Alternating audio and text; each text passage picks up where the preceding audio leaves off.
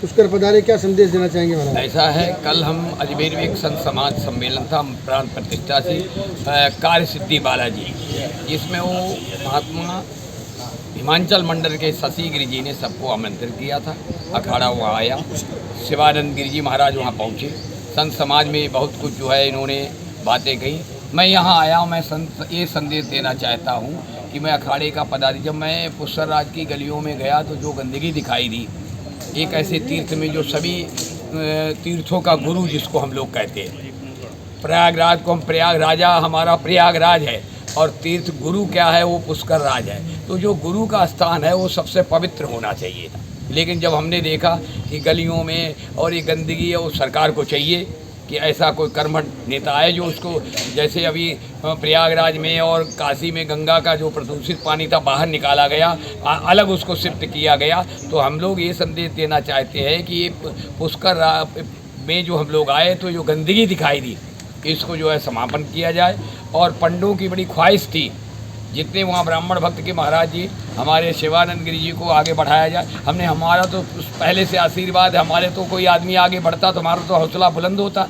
तो आप लोग जो चाहते, जनता यहाँ की चाहेगी तो सब कुछ हो जाएगा। बाकी हमारा जो भी प्रयास होगा मैं उस प्रयास में रत रहूँगा। इसलिए इनको ऐसे संत आगे आए। देखो योगी जी आए तो उन्होंने उत्तर प्रदेश की कायाकल्प कर दी और ऐसा कर दिया कि पूरे उत्तर प्रदेश में जो कार्य हो रहा है, जो काम माफिया, भू माफिया, ऐसे लोगों को समाप्त कर दिया।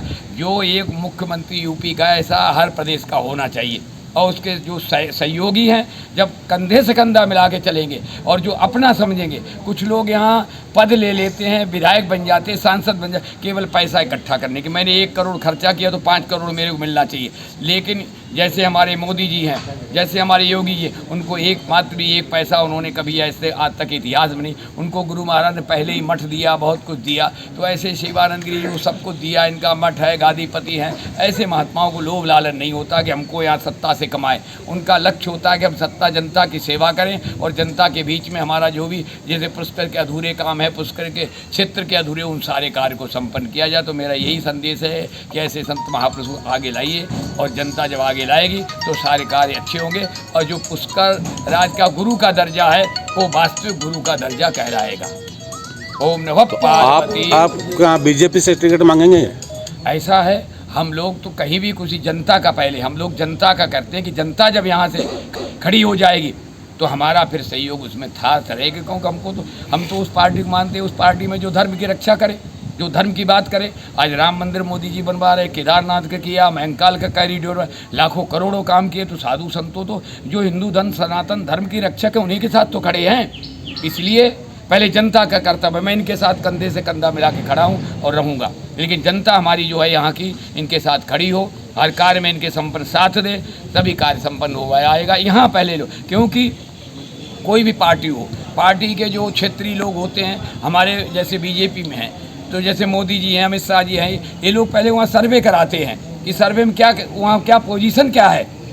हम कितना भी बोलते रहेंगे, कोई कुछ बोलता रहेगा, लेकिन सर्वे में जनता का अगर हौदा सही होगा, जनता की व्यवस्था सही हो, तो कोई भी किसी तरह से रोक नहीं सकता है। तो इसलिए आप लोग एक बार ऐसा जो समाज को संगठित करें कि ऐसे संत महापुरुष आगे आएँ और जिससे ये पुष्कर राज की जो गलियों की दुर्दशा है वो समापन हो। ब्रह्मा मंदिर में मंत्र नहीं है और सरकार का उसमें वो चल रहा है। ऐसा है, ये भी विषय यहाँ का क्या, थोड़ा हमारे अखाड़ों में कोई व्यवस्था होती है।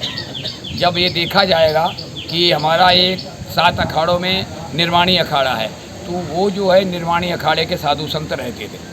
लेकिन जब ऐसी समस्या आती है कि कोई संभालने वाला नहीं होता, तो हमारे 10 नामियों में कोई भी संभाल सकता है। लेकिन अभी उनको देखा जा रहा है कि आप लोग कितना है, कब आपका क्या होगा, तो लोग लगे हैं। क्योंकि भाई भाई के बीच में विवाद ना हो, इसलिए हम लोग अभी दूर हैं। हम जूना अखाड़ा है और उसमें पहले से महानिर्वाणी महात्मा रहते थे, तो उनकी व्यवस्था है और उसमें उनका चल रहा। मैंने वहाँ रविंद्रपुरी से पूछा, बोले महाराज जी मेरी व्यवस्था चल रही, मेरा तो बहुत अच्छी बात है। लेकिन ये ज़रूर है, वहाँ के लोग बोले कि गादी सुनी है, गादी पर कोई महंत होना चाहिए, 10 नामी सन्यासी होना चाहिए। और उसमें भी हमारे यहाँ 10 नाम जो है साधु संत हैं, बहुत अनेकों हैं। तो वो लोग बोलने लगे कि महाराज को तो इनसे अच्छा कौन है यहाँ, कपालेश्वर महादेव की इतनी बड़ा विकास किया। लेकिन सही है, जनता का, अगर यहाँ भी जनता का फैसला होगा तो कोई बैठ सकता है। तो इसलिए जो है वहाँ का विषय जो है वो अखाड़ों की व्यवस्था है, उसके वो अंदर महानिर्वाणी है, आप जूना हम अखाड़ा। जूना अखाड़े के। लेकिन ये कोई बात नहीं, कभी समय आता है जब सत्ता वो होती है तो कोई 10 नामियों में कोई भी व्यवस्था संभाल सकता है। अंत तो गत्वा हम हैं भाई, हम नहीं संभाल पा रहे। हमारे पास तो जूना अखाड़े में तो लाखों संत हैं, करोड़ों संत हैं, 80,000 संत हैं जूना अखाड़े, लेकिन हैं तो सब 10 नामी। तो कोई भी व्यवस्था देख सकता है, लेकिन अभी व्यवस्था उनकी चल रही, इसलिए देखा जा रहा है कि भाई आप कहाँ तक सफलता होते, कैसे क्या होता। लेकिन लोग निराश हैं, गद्दी पर मेहनत न होने के कारण जब मैंने सुना तो निराश है। फिर उसके बाद क्या होता है, अखाड़े की व्यवस्था ना हो, फिर वहाँ जनता चयन करती है।